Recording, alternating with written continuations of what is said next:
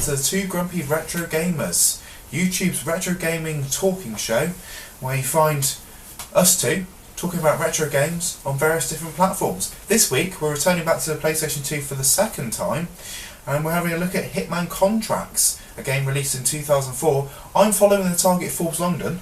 And I'm Agent 20 something. Throwback. That's right, we're looking at the third instalment to the Hitman series now, Hitman Contracts. I felt, we should play this one because it hasn't really got, not a lot of people talk about it. You always got the Silent Assassin, which is quite popular, and you got the Blood Money, which is obviously a fantastic game. So I feel like, I'll take a stab at this one, show people what it's made of, really. Right, okay, because I did sort of wonder why you picked the third instalment in the series rather than, obviously, Agent 47, which is on PC, isn't it? It is, yeah. Silent Assassin is second one. Mm-hmm. Okay, Blood Money being the fourth one.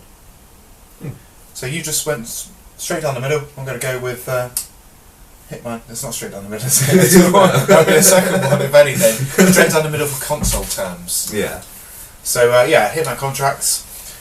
Well, this is not a direct follow-up in the season, but it gives you a little gap bits of the first one, so it's not direct follow on, but it just gives you little gaps of it, so it kind of leads up to the first game ever, or the first game on the consoles? The first game on the console. Yeah. I don't. Codename 47. I was trying to think of the name then. You're confusing me, Michael. Now I'm in uncharted territory with this because I haven't ever played this game, so I don't really, and I didn't play Hitman 2 or the PC version of Hitman 1, so I don't really know where I am. I started with Blood Money. Codename 47, it was alright, okay, but you had to get used to it. Used to those controls on the keyboard, really. Right, okay. Yeah, I didn't have a PC that was powerful enough to run it on my son. But, right, so tell me, do you have any fun stories about this game? Does it hold a significance to you?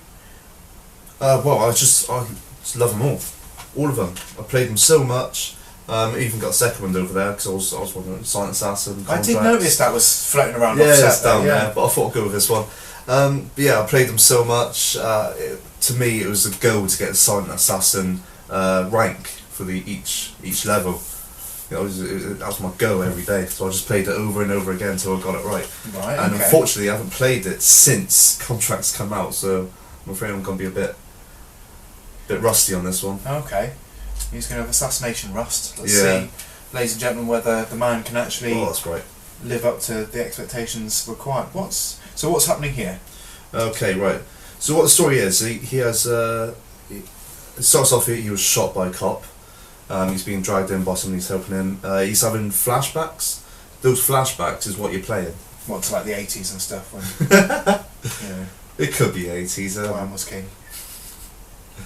So, you start off in an asylum, and everybody's dead. Sorry, everybody's dead? Everybody's dead. So you just walk out, and boom. Okay, you got little clones of Agent 47 just lying about. Can you leave a trail of footprints in the blood? No, you can't, unfortunately. I was going to say, because that'd be a bit sloppy being an assassin. Yeah. Right, okay. Always notice this guy's around here. He's carrying a minigun. Any particular reason? He's running with it? Running, yeah. Would he kill you if he saw you, or...? No. Right. No, okay. They're not bad people, they're just... They're just carrying miniguns and... Mentally insane. Right, okay. Mentally insane with a minigun. Because they keep that in asylums. Glenbourne. Yeah. You can actually get the minigun. It's something you got to go back for. Right, okay. You've got to try to get the key for that door, but unfortunately I haven't got it, because... So what, you revisit this in a later level, or you revisit this I think if you find, I think you can find the key in this level and you can go back. Right. Okay. Mm. Do you encounter any? What's? Oh. He's just hacking away at that dude. Okay. Although these episodes are safe for work, don't be playing this around your kids, because worth noting this game is actually a 16 rated BBFC. Not quite as steep as Hitman Blood Money, which is actually an 18 BBFC, which you had the British Board of Film Classification. They used to rate games back in the day when they were 12, 15, 18, etc. And you had the Pan-European Game Information, which used to do the 3+, 7+, 12+, 16+ ones, and this is a Pan-European Game Information one, which wasn't actually legal back in the day. It was just a grey area that you'd have to enforce the ratings. So just be aware of that. If your children are playing this sort of stuff, it's don't be surprised they come at you with the meat cleaver after seeing that. Yeah, definitely. Video games cause death. They don't. It's all scary. Okay, so as you go to the first floor, There's a wall there. can you turn around? Who's that? Why is he shooting you off? That's fine by me, shoot me off. Yeah. As you get to the first floor, you have SWAT team all around, and obviously they're after you. So you've got to be careful of that. Okay. How are you finding this game to control? As I've been playing the Xbox One version lately, this dude's not going to get me in, is he? Do you need a change of outfit? I do, yeah. He almost wasn't going down then, was he? You don't think it was, no. Still, ooh. He's playing this hard and fast, ladies and gentlemen. Yeah. This is much in the same way I play Metal Gear Solid.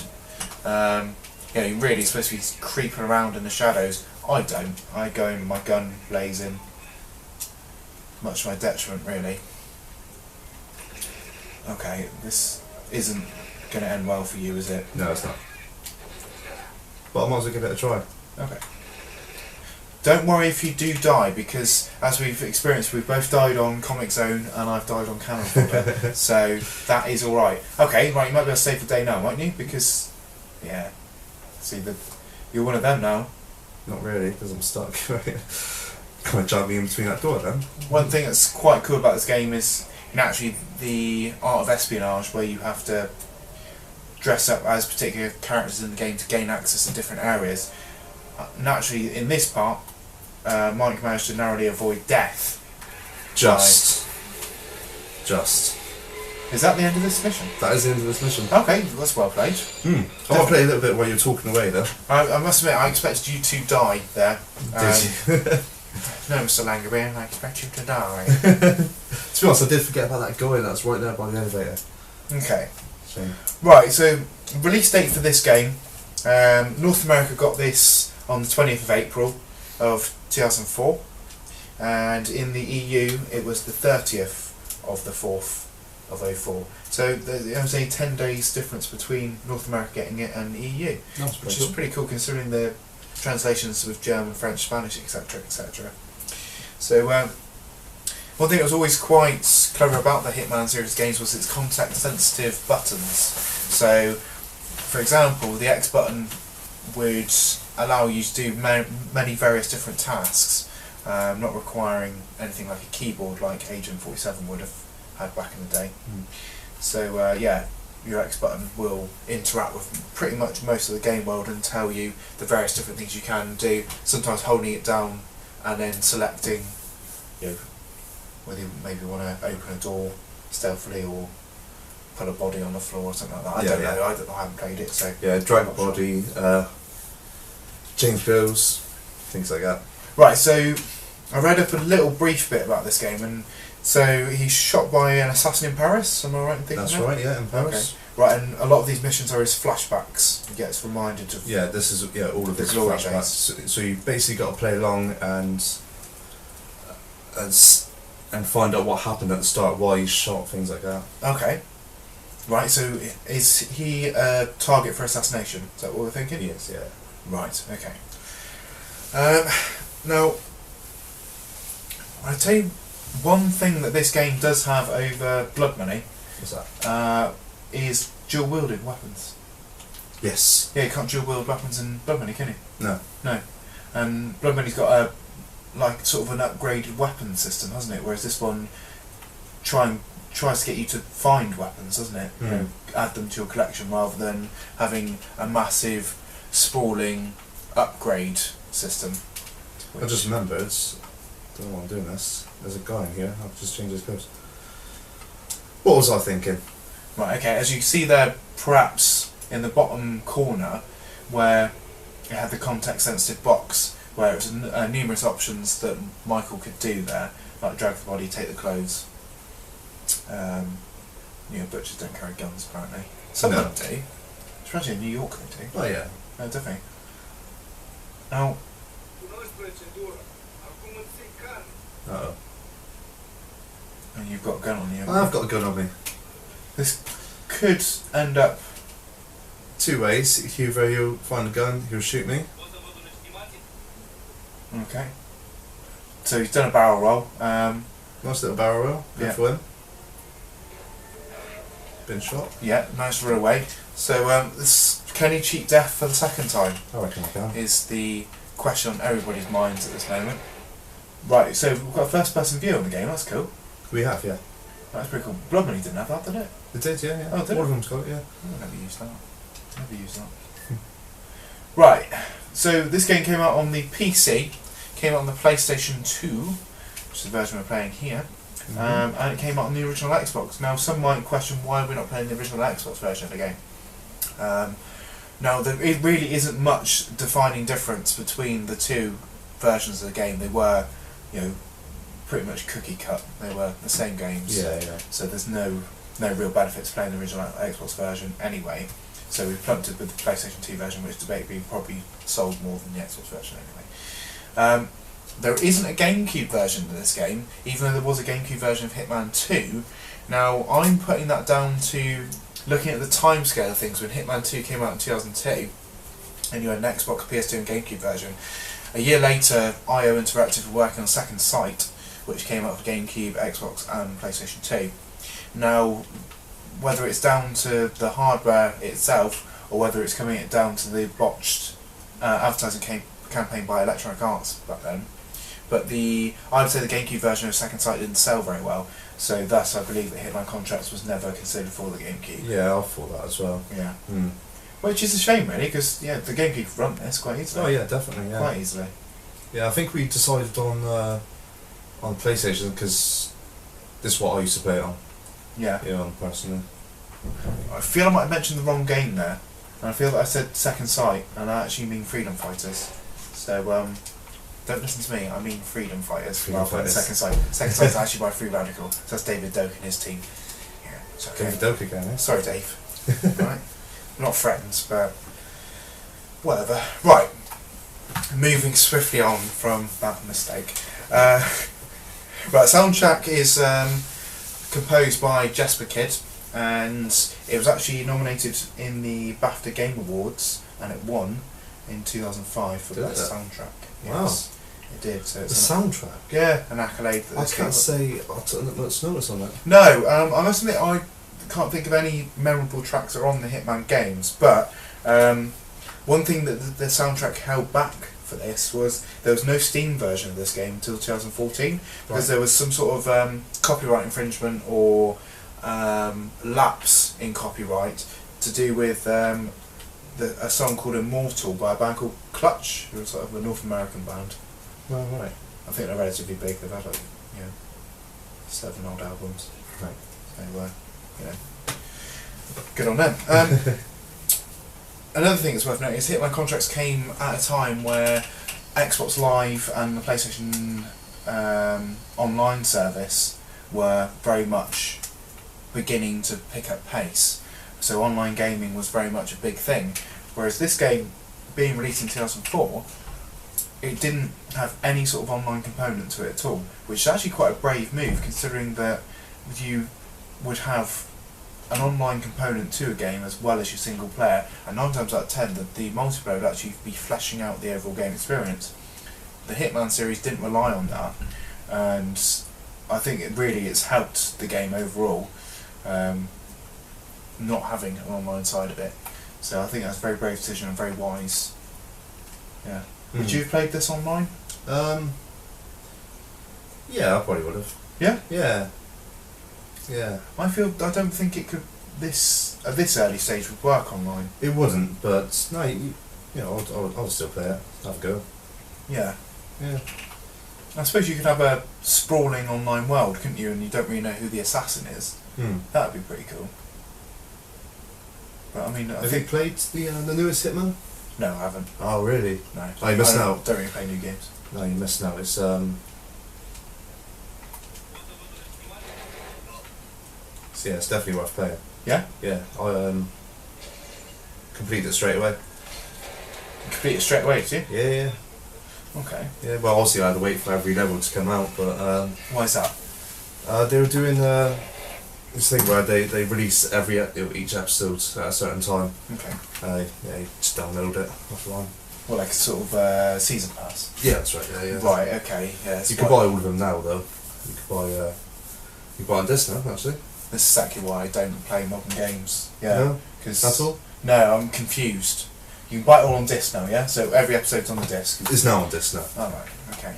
Just seems like they should have done that in the first place. I think it should have, yeah. It's sort of a good idea, but something like me that can play the first level straight away, yeah, you get kind of impatient waiting for the rest of it. Right, yeah, you know? yeah. That's certainly what I mean. I did play the Walking Dead series of games, oh, yeah, which yeah. I think is a similar thing where you have the episodes that come out. That's right. Periodically. Moving back to this game, reviewed really well, this. Yeah? Yeah, it got 8s across the board. I think IGN gave it maybe a 7.5 out of 10. I think GameSpot, GameSpy, whatever, gave it an 8. So yeah, it did well across the board, this game, and across all 3 formats. So parity across the board with this. I don't think the Xbox version in particular is better than the PS2 version. I don't think the PS2 version plays particularly less than the PC version. So yeah, it's pretty good that IO Interactive and IDOS worked so well on getting the experience working across the 3 formats with nothing really being watered down. Because PlayStation 2 was, you know, old technology by that standard. Yeah, yeah. You know, it was already 4 years old by that point. The original Xbox was only, 2 years old, wasn't it? So they could have, in theory, done a more beefed up version for the Xbox and PC and left the PlayStation 2 version watered down a little bit. Yeah. But they didn't. So that's good. Well done. All right. Well, you know, my reviews on this is pretty high. The thing that really gets me with these games is that you don't have to follow it in a particular way. You can kill your targets any way you want. You can kill anybody you want. You don't have to kill them. Things like that, you know. Right. Okay. You can go in guns blazing, which sometimes I do just for fun. But you know, you can sneak around. You can kill them with pillows that you have available. You can spike a drink, and poison them that way. So yeah, that's what I really like about it. It's got so many layers. You know, if you want to do it differently every level, it gives you 74 hours. Okay, so you can just go through and just do the level drastically differently. Yeah. Right. Okay. That's pretty cool. Yeah. Yeah, multifaceted level design. That's yeah. I suppose that keeps the fascination with the game. Long after you've done and completed the story, I suppose you can just go back through and just explore different ways you could do it. That's right. Yeah. Yeah. Okay. That's yeah. It's impressive. Right. I suppose it's the part of the show where we should review the title. Now, based on what you've played and your previous experiences with the game, how are you feeling about it? Back then I was playing it quite a lot. One of my favourite games of all time. It hasn't really held up to the latest games though. I feel Blood Money was a lot better. Right, okay. I really do. Yeah, that's fair enough. So, if you were to score it by today's standards for graphics, where would you be? I'll go for a 7. A 7? Yeah, definitely. I'm going to give it a 6. 6? Yeah. Not that impressed? No, not really. No? I've got to say, as I said, I started with Blood Money, so Yeah. moving backwards probably isn't the right move for me. No. Looking a lot like Patrick Stewart and a lot of these ruining the illusion for me. Yeah. Sound? Sounds? No, I'm going to give it a 6. Okay. Yeah, it's a little bit off, Okay. the sound of speech and all that. Okay, yeah, cool. I'm going to give it a 5. Yeah, okay. Really stingy this one. You are. Yeah, I am. You wasn't that keen on Hitman though, was you? Bitter about it, being honest. Always was more like early Assassin's Creed, is where I was. Assassin's Creed, Apollo Creed, whatever. Overall gameplay. Overall gameplay, I'll give it an 8. Okay. Yeah. You go an 8. I'm going to give it a 6. Do the 6, so. I'm going to throw in another one. Okay. Controls. Right, okay. Mm. How are you feeling there? I'm going to give it a 6 for controls. Okay. Yeah. I'm going to give it a non-score. So my overall score is a 6. What's yours? Let's go for 7. Give it a 7. Yeah. Definitely 2 6s, an 8 and a 7. Yeah, it's really a 7, isn't it? Yeah. I mean, good game, especially back then. Okay. It just takes a little bit getting used to, especially if you've played the newer ones, as I've been doing lately, which is a bit of a shame. There's not many things you can do. You can't hide bodies or anything. You can still drag them. Okay. Just got to drag them in certain places. But still, I reckon it's a game to give a go if you're into Hitman games and you haven't come by this one yet. Definitely do it. Yeah. If you didn't want to play it on a legacy console today, is there another way to play it? What? Apart from the HD collection? There's a HD collection. There is, yeah. Right. HD on PS3 and the Xbox 360. And that has this title in it? It's got this, what's it, Silent Assassin, this one, and Blood Money, but I don't think Blood Money came out on the PS3, is that right? I have a feeling you're right. Yeah? Yeah, I recall the 360 version because I remember the HD collection having the 360 version in it. That's what I've got. But I don't remember the PS3 having it. I don't remember Blood Money being on PS3. You could be right, it could be on something there. Could very well be onto something. Definitely. Should have really researched that before I did this. Ask you that question. Never mind.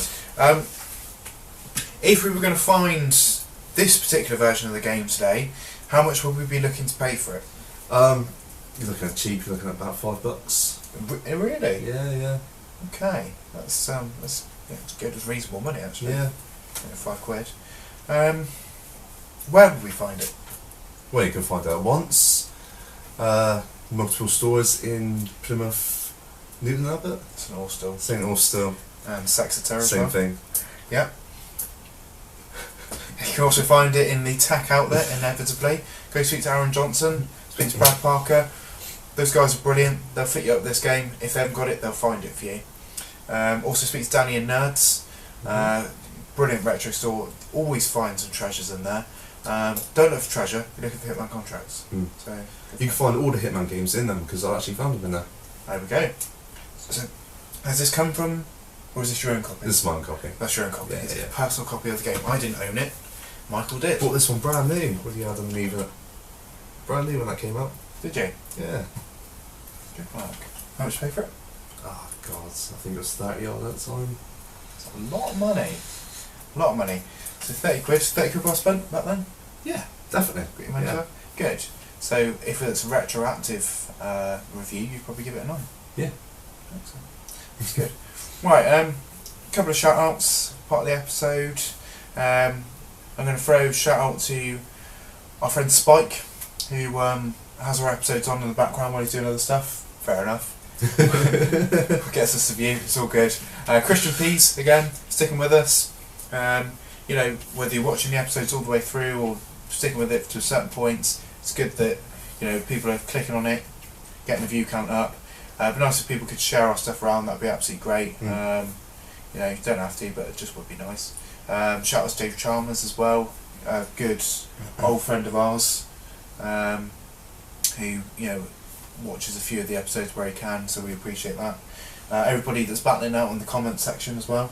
Yeah, really appreciate some of the feedback that people are doing, especially from other gaming YouTube shows. It's good that everyone sort of bands together, birds of a feather. Not like Pauline Quirk and that other whore looking one, Dorian or whatever she's called.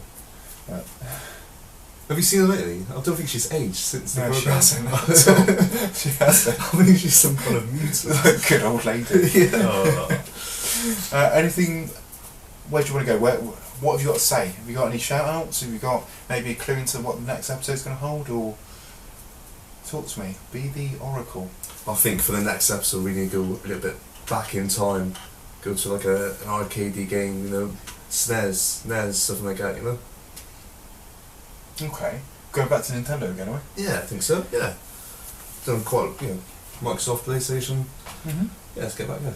Okay, we're feeling uncomfortable being in too late a generation of consoles, yeah? Yeah. Don't want to get stuck there. Don't Can't get stuck overindulge in you know what. So yeah, we'll probably move backwards, maybe to 8-bit next episode. We usually say this, we don't. So chances are it'll be a Mega Drive episode again. Sorry. That's just the way it is. That's just the way it It's goes. where the best games are. Yeah. You've got to go where the games are. So yeah, as you sort of you touched on there, probably look at doing maybe a console that we haven't necessarily paid much attention to yet, but we'll see what the lay of the land is. We get to that week and we think, well, don't really fancy doing that, so we end up doing something different. Whatever we feel like at the time.